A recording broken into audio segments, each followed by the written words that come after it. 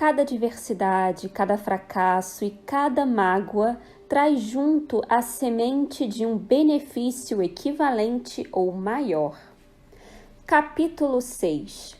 Conhecimento especializado. Experiências pessoais ou observações. O quarto passo rumo à riqueza. Há dois tipos de conhecimento. Um é geral, o outro é especializado.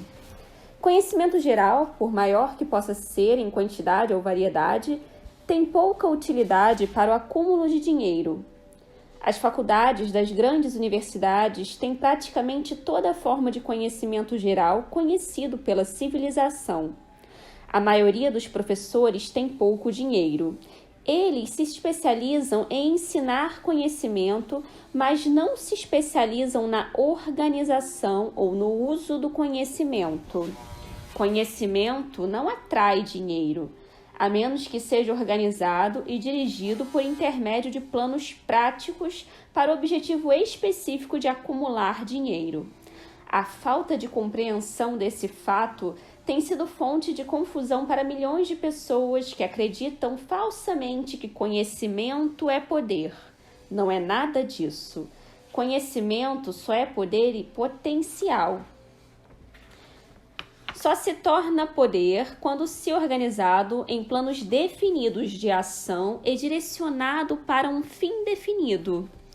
O elo perdido em todos os sistemas de educação é que as instituições educacionais falham em ensinar aos alunos como organizar e usar o conhecimento depois de o terem adquirido. Muita gente cometeu o erro de presumir que, por ter pouca escolaridade, Henry Ford não era um homem educado. Aqueles que cometeram esse erro não entendem o verdadeiro significado da palavra educado. Essa palavra é derivada do latim educo, que significa inferir, extrair ou desenvolver de dentro para fora. Uma pessoa educada não é necessariamente alguém quem tem muito conhecimento geral ou especializado. Uma pessoa educada é alguém que desenvolveu de tal forma suas faculdades mentais que pode adquirir o que quiser ou seu equivalente, sem violar os direitos dos outros. Durante a Primeira Guerra Mundial, um jornal de Chicago publicou editoriais nos quais, entre outras afirmações, chamou Henry Ford de pacifista e ignorante.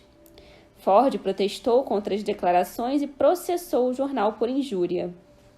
Quando o caso foi julgado, os advogados do jornal chamaram Ford ao banco das testemunhas com a intenção de provar ao júri que ele era ignorante. Fizeram muitas e variadas perguntas a Ford, todas para provar que, embora ele pudesse ter considerável conhecimento especializado sobre a fabricação de automóveis, no geral era ignorante. Perguntaram a Ford coisas como quem era Benedict Arnold e quantos soldados os britânicos mandaram à América para sufocar a rebelião de 1776. Em resposta à última pergunta, Ford respondeu: "Não sei o número exato de soldados enviados pelos britânicos, mas ouvi dizer que foi um número consideravelmente maior do que os que voltaram." Finalmente, Ford se cansou daquela linha de interrogatório.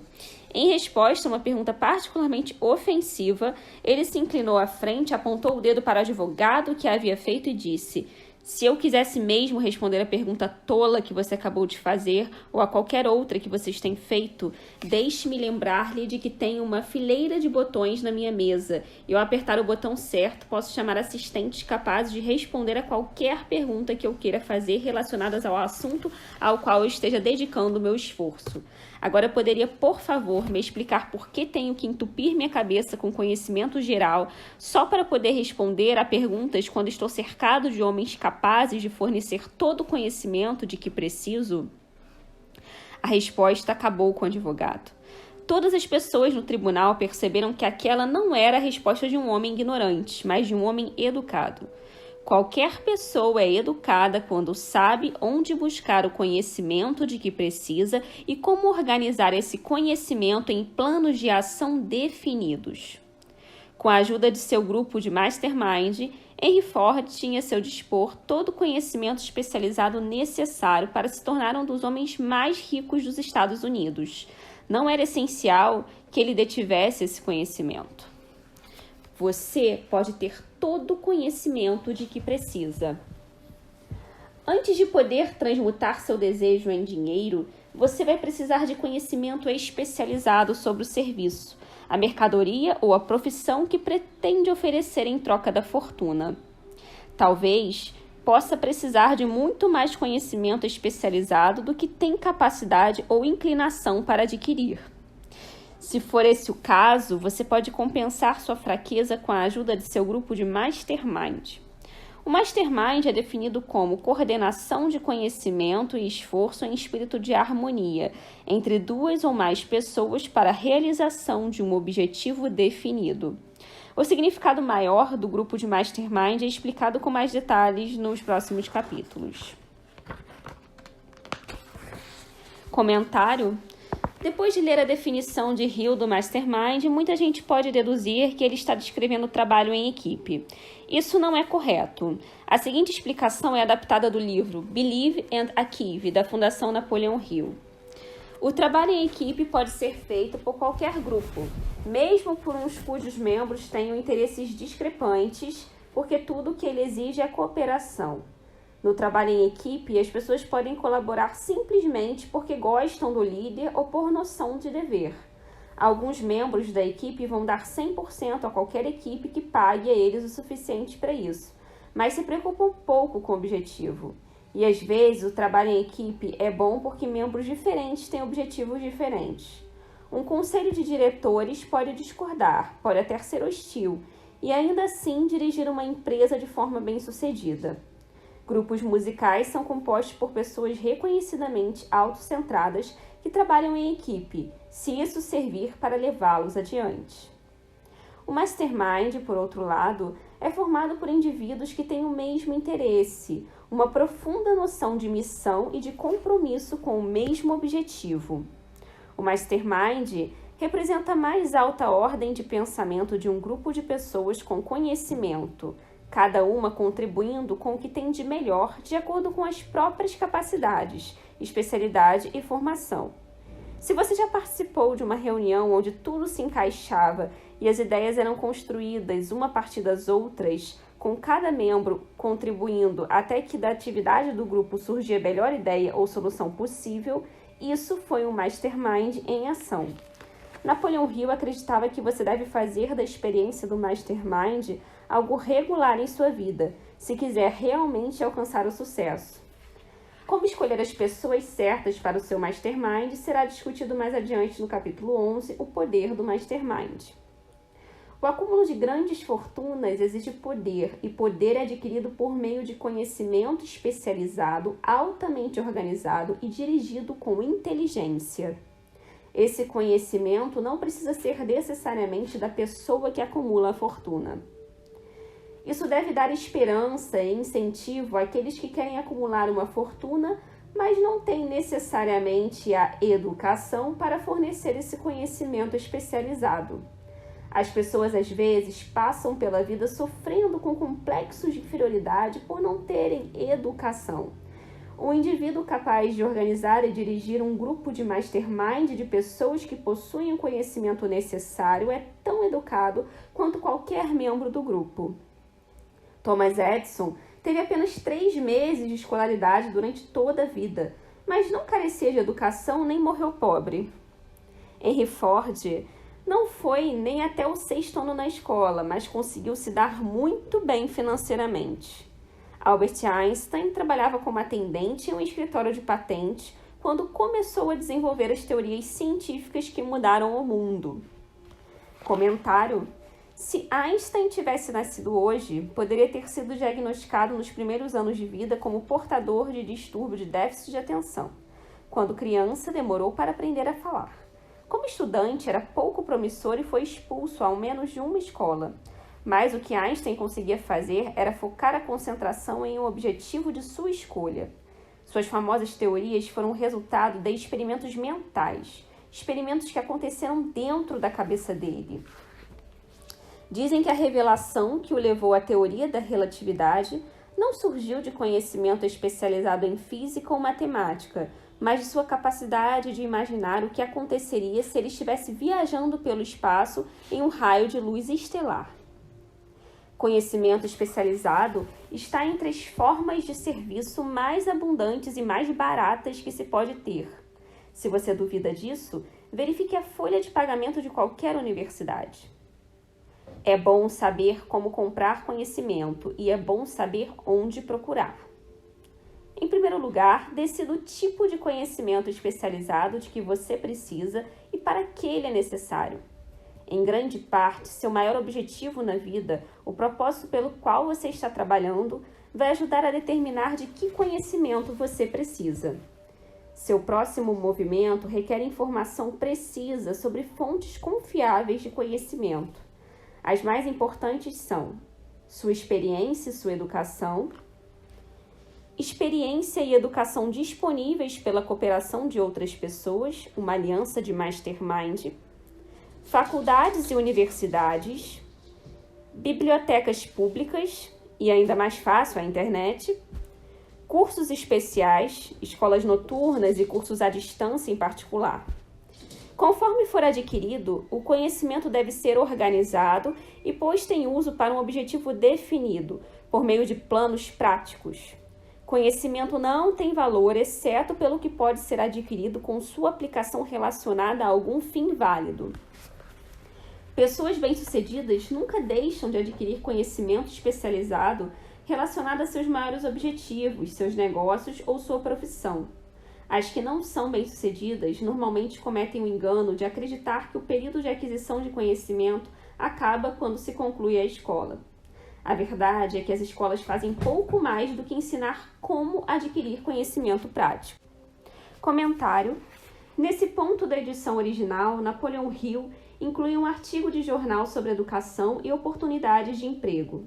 Embora o mercado de trabalho contemporâneo tenha mudado consideravelmente, o autor do artigo, Robert Moore, diretor de colocações na Columbia University, fez alguns comentários perfeitamente alinhados com a filosofia de quem pensa enriquece e ainda hoje verdadeiros.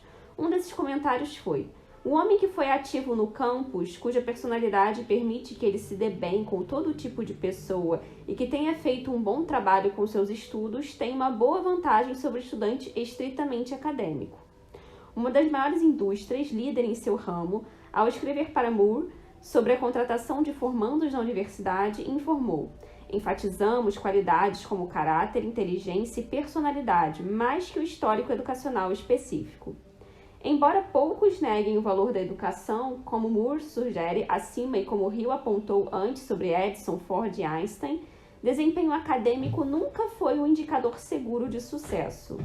A edição de 27 de outubro de 2003 da revista Time fez uma análise semelhante em sua matéria de capa sobre as mudanças em curso no exame SAT,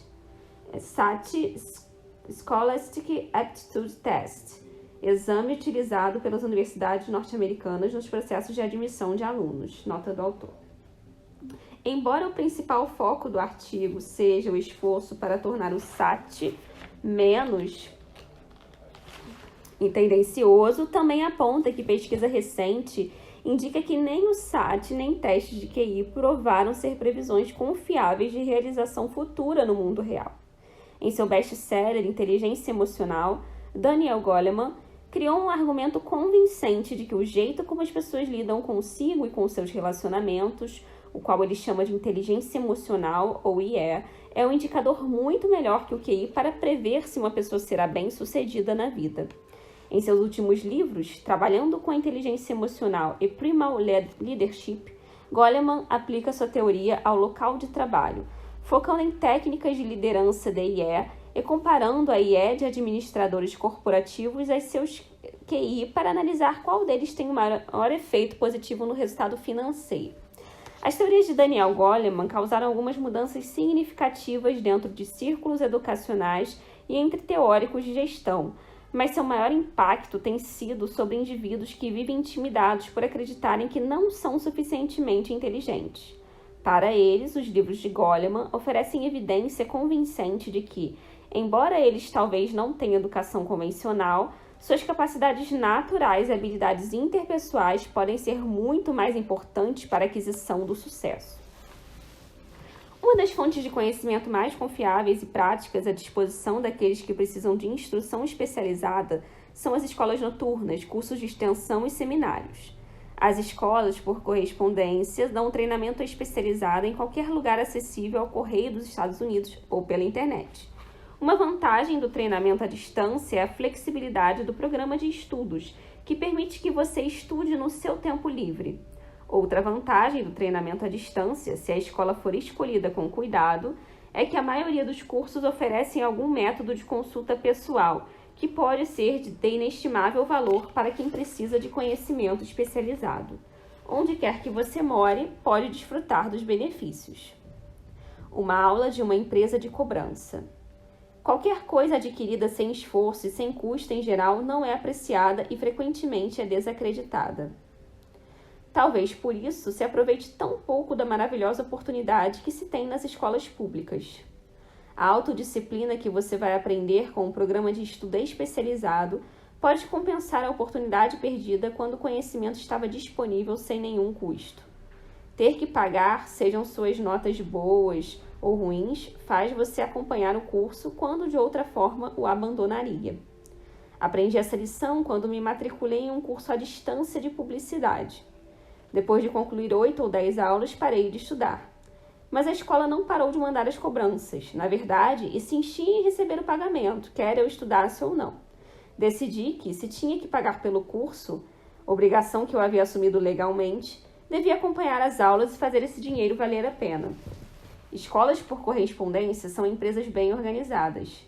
Na época, senti que o sistema de cobrança era organizado até demais, mas mais tarde aprendi que essa foi uma parte valiosa da minha educação. A verdade é que o departamento de cobrança da escola foi o melhor tipo de treinamento para tomada de decisões, prontidão e desenvolvimento do hábito de terminar o que se começa. O sistema de cobrança que me obrigou a terminar o curso se mostrou muito valioso na forma de rendimentos. A estrada para o conhecimento especializado. Temos neste país o que dizem ser o maior sistema de escolas públicas do mundo.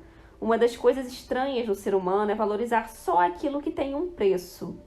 As escolas gratuitas dos Estados Unidos e as bibliotecas públicas gratuitas não impressionam as pessoas porque são gratuitas. Essa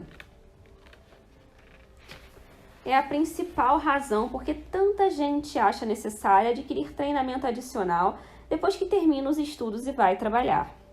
É também uma das grandes razões pelas quais empregadores valorizam mais empregados que fazem cursos de treinamento especializado. Eles aprenderam que aqueles que têm a ambição para abrir mão de uma parte de seu tempo livre em casa têm também as qualidades que se traduzem em liderança. Existe um ponto fraco nas pessoas para o qual não existe remédio. É a fraqueza universal da falta de ambição.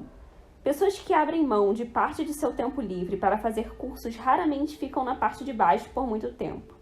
Fazendo esses cursos, elas abrem caminho para a subida, removem muitos obstáculos do trajeto e atraem o interesse daqueles que têm o poder para ajudá-las. O método de treinamento à distância é especialmente adequado a quem já começou a trabalhar. É comum as pessoas descobrirem, depois de sair da escola, que ainda precisam de conhecimento especializado adicional, mas não têm tempo para voltar à escola. Stuart Austin Weir era engenheiro civil. Ele seguiu nessa área até a depressão chegar e limitar gravemente o ramo da construção. Depois de uma alta análise, ele decidiu mudar para a área legal. Voltou à escola e fez cursos especiais para se preparar para ser advogado corporativo. Concluiu o treinamento, passou no exame da ordem e construiu rapidamente uma lucrativa prática legal como advogado de patente. Só para esclarecer as coisas e antecipando as desculpas daqueles que diriam eu não poderia ir à escola, tenho família para sustentar, ou sou velho demais, acrescento que Weir tinha mais de 40 anos e era casado quando voltou a estudar. Além disso, escolhendo com cuidado cursos altamente especializados, Weir completou em 2 anos o trabalho que a maioria dos estudantes de direito leva 4 anos para concluir. Vale a pena saber como comprar conhecimento. Uma ideia simples que rendeu. Aqui vai mais um exemplo específico, o de um atendente de armazém que se viu desempregado de repente. Como tinha alguma experiência com o livro Caixa, ele fez um curso especial de contabilidade. Familiarizou-se com tudo o que havia de mais moderno em livros fiscais e equipamentos de escritórios e entrou na área. Começando pelo dono do armazém, para quem havia trabalhado, esse homem fez contratos com mais de 100 pequenos comerciantes para cuidar de sua contabilidade por uma pequena mensalidade. Sua ideia era tão prática que logo sentiu necessidade de montar um escritório portátil de contabilidade em um pequeno caminhão. Ele agora tem uma frota desses escritórios de contabilidade sobre rodas. Emprega uma grande equipe de assistentes que fornecem aos pequenos comerciantes serviços de contabilidade iguais aos melhores que o dinheiro pode comprar por um custo bem baixo. Conhecimento especializado, mais imaginação, foram os ingredientes que formaram esse negócio singular e bem-sucedido. No ano passado, o proprietário desse negócio pagou um imposto de renda quase 10 vezes mais alto do que o armazém que o havia demitido. Comentário: seria impossível escrever um livro contemporâneo sobre sucesso sem incluir a história de Bill Gates. E embora a relação entre o homem mais rico do mundo e a história de Hill sobre um homem que criou um escritório de contabilidade móvel possa não ser imediatamente óbvia, o fato é que este é um lugar muito propício para incluir a história da Microsoft. Como com o computador móvel, as duas características que definem o sucesso de Bill Gates são conhecimento especializado e imaginação. Todos perceberam que desde pequeno Bill Gates era um aluno brilhante, mas tinha pouco interesse em alguma coisa além de ciências e matemática. Quando o grupo de mães de sua escola arranjou aulas de computação para os alunos, essa se tornou sua paixão. Aos 13 anos, ele havia aprendido programação de computadores sozinho e durante os anos de ensino médio e universidade, sua vida girou em torno de clubes de computação e empregos eventuais para empresas que tinham alguma coisa a ver com computadores. Embora em vários momentos ele tenha considerado a ideia de uma carreira na área de ciências ou legal, provavelmente é justo dizer que, enquanto ainda estava na escola, Bill Gates sabia, em termos gerais, qual seria seu desejo ardente na vida. Ele deu pouca atenção ao conhecimento geral, mas dedicou-se a reunir o conhecimento especializado de que precisaria para alcançar seu principal objetivo definido. O desejo ardente de Gates se inflamou no dia em que Paul Allen, seu amigo e companheiro no clube de computação, comprou uma cópia da edição de janeiro de 1975 da Popular Electronics. Na capa da revista havia a foto de um computador de mesa barato, o Altair 8800, que podia ser montado com um kit. Gates e Allen sabiam que haviam outros alunos como eles que adorariam pôr as mãos em uma dessas coisas. Na época, era preciso ter muita imaginação para antever o impacto que os computadores poderiam ter sobre uma pessoa comum. E, apesar de não terem o Altair, eles decidiram que poderiam criar um programa para ele. Isso exigiu ainda mais imaginação. Gates e Allen procuraram Ed Roberts, fundador da empresa que fabricava o Altair, e expuseram sua ideia.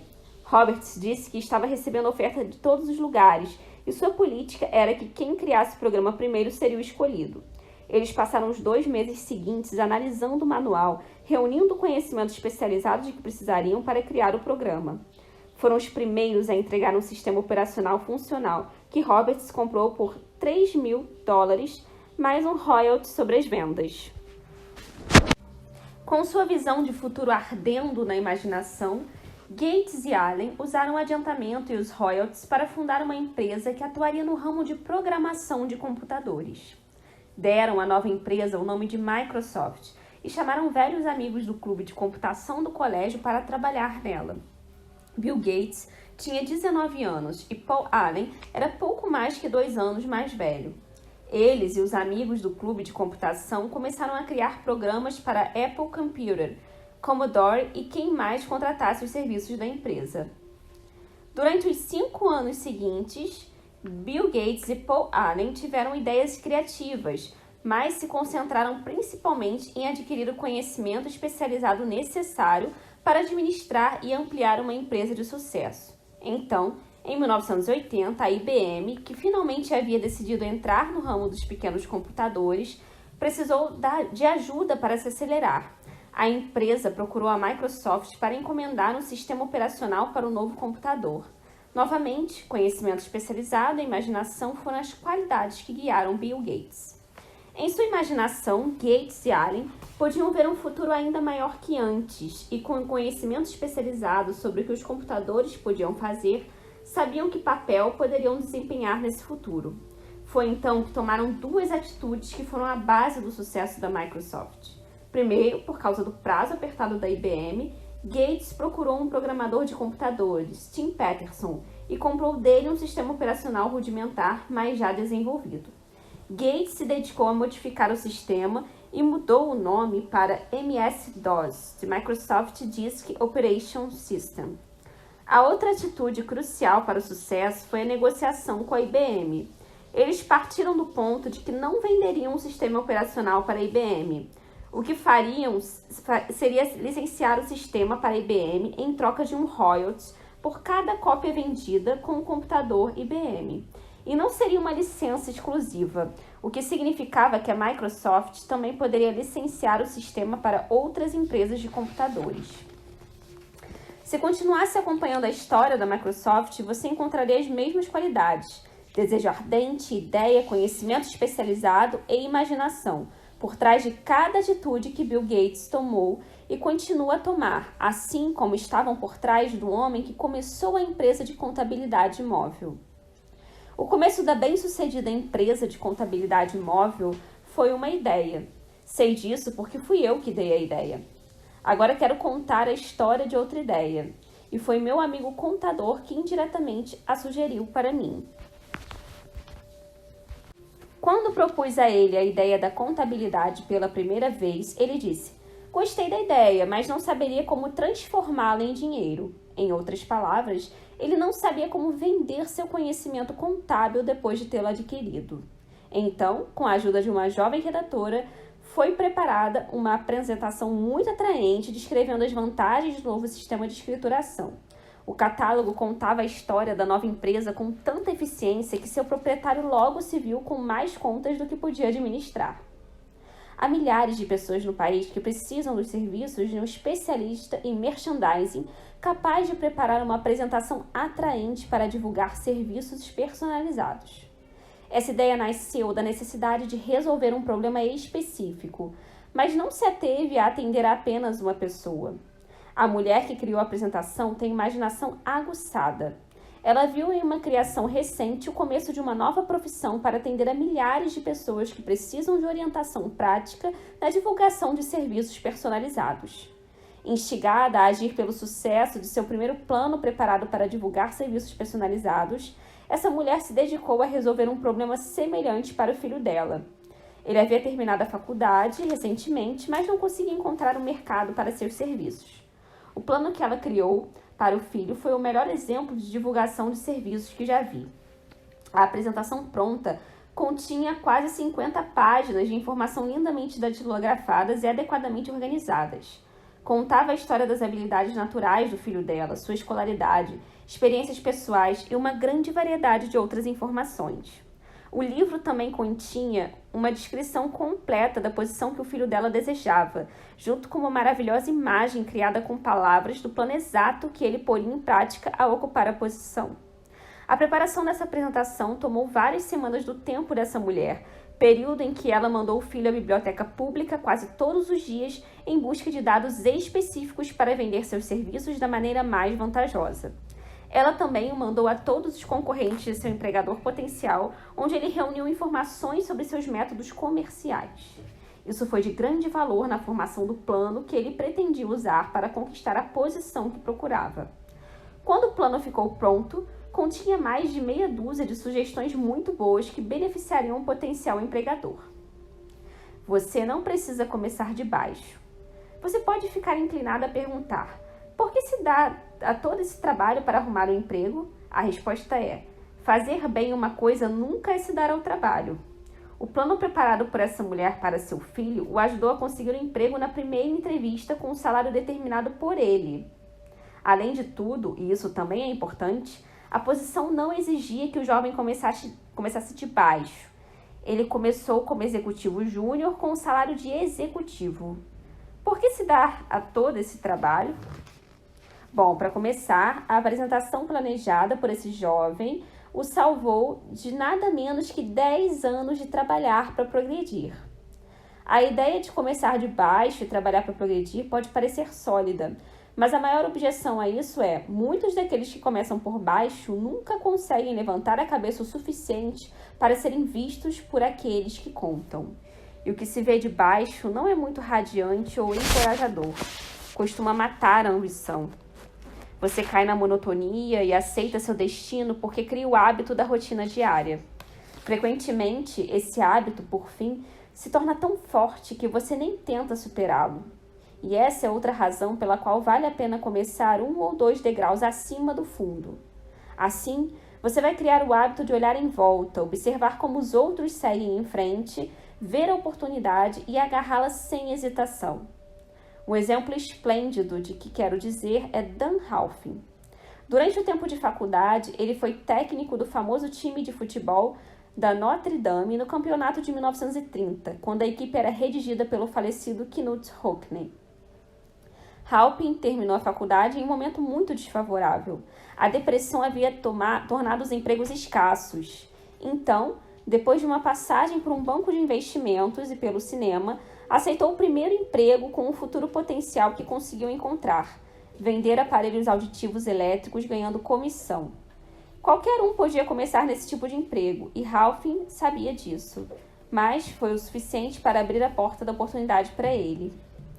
Durante quase 2 anos ele trabalhou nesse emprego, mas não estava satisfeito. Ele nunca teria ido além disso se não tivesse feito alguma coisa em relação à sua insatisfação. Primeiro mirou na vaga de gerente assistente de vendas da companhia e conseguiu um emprego. Aquele único passo para cima o colocou suficientemente acima da multidão para enxergar oportunidade ainda maior.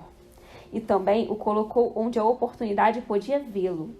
Em sua nova função, ele se deu tão bem vendendo aparelhos auditivos que A.M. Andrews, presidente do conselho da Dictograph Products Company, concorrente da empresa para a qual Halpin trabalhava, pediu para encontrá-lo.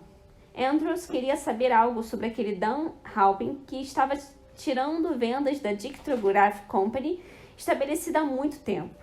Quando a entrevista terminou, Halpin era o novo gerente de vendas encarregado da Acousticon Division da Dictograph. Então, para testar o ímpeto do jovem Halpin, Andrews viajou para a Flórida por 3 meses, deixando-o para afundar ou nadar no novo emprego. Halpin não afundou.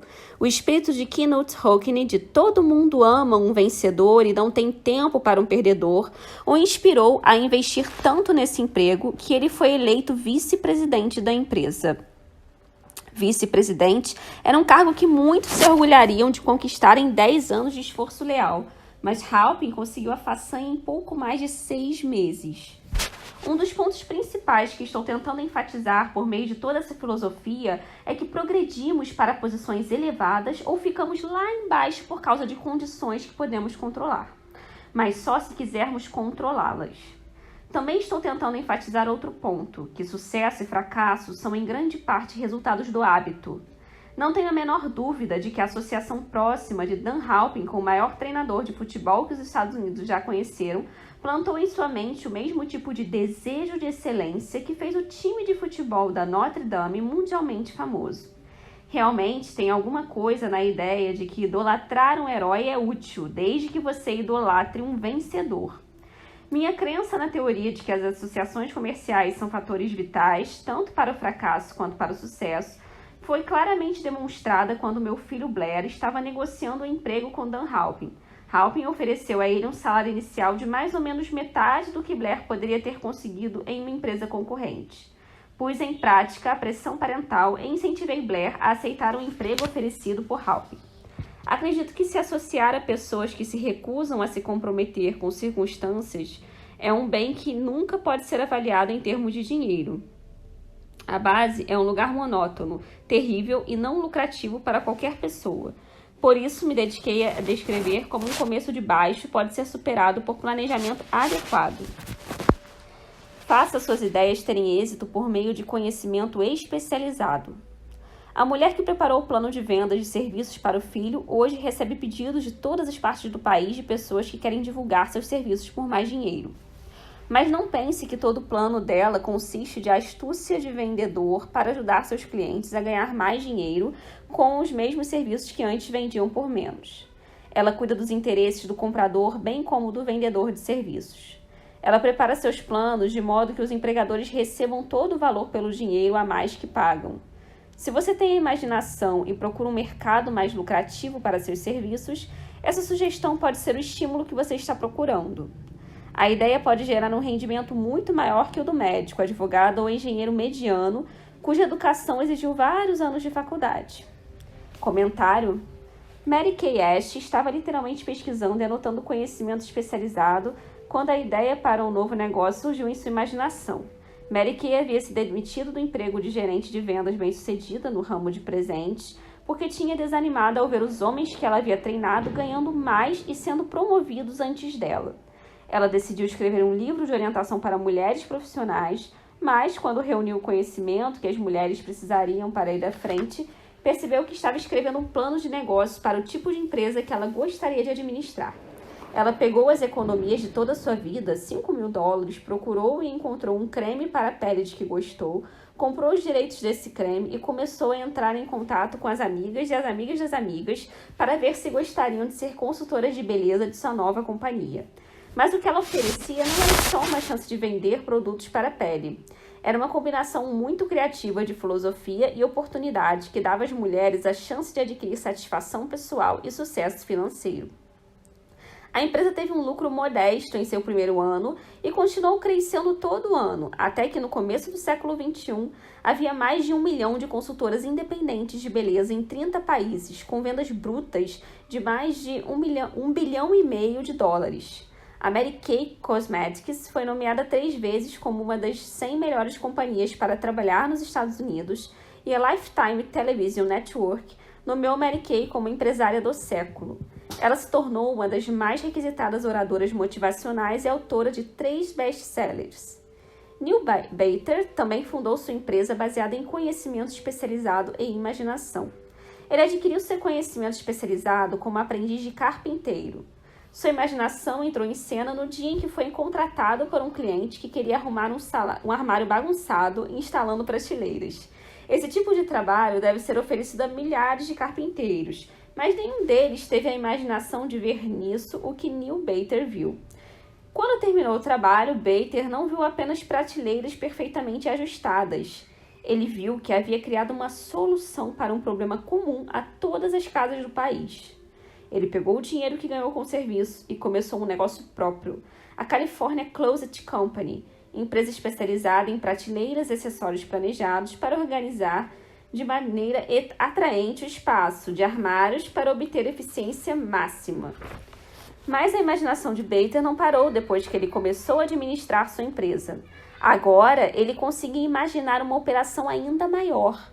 Por isso, foi buscar novo conhecimento especializado sobre a operação de franquias. Neil Bater havia licenciado mais de 100 franquias da California Closet quando a Williams-Sonoma ofereceu $12 milhões para comprar a empresa. O conhecimento especializado de Lillian Vernon era sobre um assunto do qual muitas mulheres entendem, mas sem ter a imaginação dela. Citando sua autobiografia, An Eye for Winners, bolsas, eu entendia delas. Por que não vender bolsas e cintos que combinavam? Toda adolescente que anda pela rua em qualquer parte dos Estados Unidos não tem uma bolsa e um cinto? E minhas bolsas ofereceriam algo especial. Cada uma seria personalizada com iniciais. Eu tinha certeza absoluta de que as adolescentes gostariam de itens que as fizessem se sentir únicas. Ela acreditou o suficiente na própria ideia para gastar $495 em um pequeno anúncio na revista Seventeen. O anúncio rendeu $32 mil em pedidos. Foi então que Lillian Vernon começou a reunir outros conhecimentos especializados. Aluguel de espaço, fabricação de produtos, estoque e envio.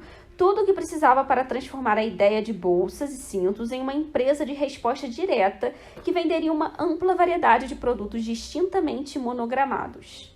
Em poucos anos, ela precisou de mais conhecimento especializado sobre fotografia de produto, layout, impressão e mala direta, porque imaginou ter o próprio catálogo. Começou enviando um catálogo de 16 páginas em preto e branco para 125 mil consumidores que haviam comprado produtos dela no passado. No começo do século XXI, Lilian Vernon ainda selecionava mercadorias e supervisionava a criação de seus catálogos, muitos dos quais hoje têm mais de 100 páginas coloridas e são enviados para milhões de pessoas muitas vezes por ano, gerando aproximadamente 250 milhões de dólares em vendas anuais. Tem outra história sobre reunir conhecimento especializado e ela é tão boa que vamos usá-la para concluir o comentário editorial. Ela vem dos arquivos de Napoleão Hill, e embora ele não a tenha incluído neste livro, muitas vezes a usou como um exemplo em palestras e seminários. Um jovem havia começado a trabalhar para a ferrovia em 1893, como maquinista por 5 centavos a hora. Ele estava sempre fazendo cursos e aprendendo o que podia sobre locomotivas a vapor, e em 1905 havia galgado posições e se tornado superintendente de locomotivas da Chicago Great Western em Owell, Iowa. Então fez uma coisa que deve ter dado aos amigos a impressão de que havia perdido o juízo. Ele estava na feira do automóvel de Chicago quando um locomobile vermelho e branco chamou sua atenção. Pegou as economias de toda a sua vida, $700, e convenceu um amigo a ser fiador de um empréstimo de $4.300 para poder comprar o carro. Prontamente o levou para casa, pôs em um galpão e começou a desmontá-lo peça por peça. Depois remontou. Depois desmontou e remontou novamente. Depois de repetir a operação mais algumas vezes, ele havia aprendido o que precisava saber. E foi assim que Walter P. Chrysler reuniu o conhecimento especializado de que precisava para sair da ferrovia e entrar na indústria automobilística. Não há preço fixo para boas ideias. Por trás de todas as ideias existe conhecimento especializado. Mas lembre-se, conhecimento especializado é mais abundante e mais facilmente adquirido que ideias. Por causa dessa verdade, existem oportunidades cada vez maiores para a pessoa capaz de ajudar homens e mulheres a vender seus serviços. Capacidade significa imaginação, a única qualidade necessária para combinar conhecimento especializado com ideias para criar planos organizados que vão produzir riqueza. Se você tem imaginação, este capítulo pode trazer uma ideia que será o começo da riqueza que você deseja. Lembre-se, a ideia é o principal. Conhecimento especializado pode ser encontrado ali na esquina, em qualquer esquina.